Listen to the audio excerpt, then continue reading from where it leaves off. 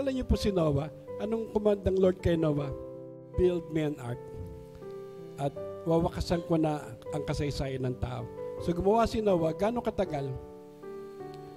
120 years. And that was a long time God waited for people to repent. So, pukpok, martilyo, lagare, hanggang sa mabuo after 120 years. Pagkatapos, tinawag ng Lord si Noah. Napansin niyo salita ng Lord, hindi niya sinabing, go into the ark. Anong sabi niya? Come.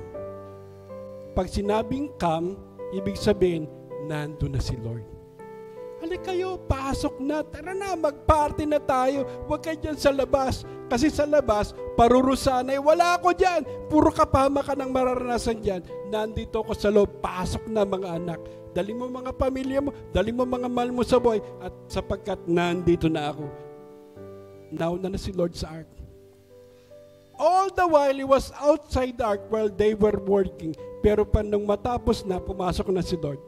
At sabi ng Lord, tapos na, come. Halika dito.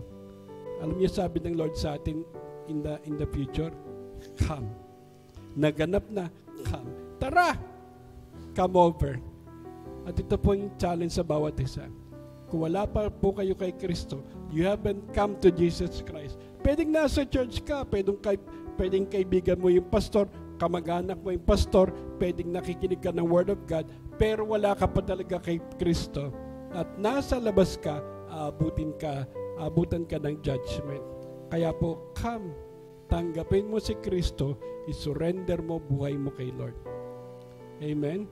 At yun po ang paraan para po magkasama-sama tayong totoo sa piling ng Panginoon sa kanyang walang hanggang pamilya.